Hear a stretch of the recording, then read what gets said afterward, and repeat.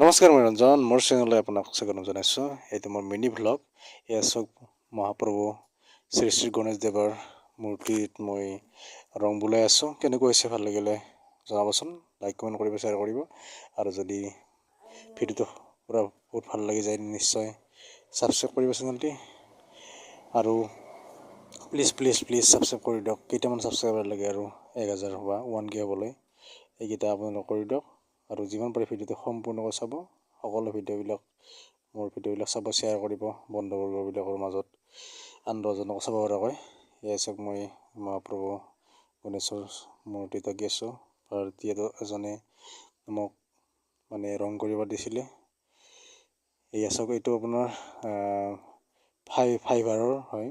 এইটো মাটিৰে বনোৱা নহয়, ফাইবাৰৰ হয়। বহুত সুন্দৰভাৱে বনাইছিল। মই ৰং কৰিবলৈ চেষ্টা কৰিছোঁ।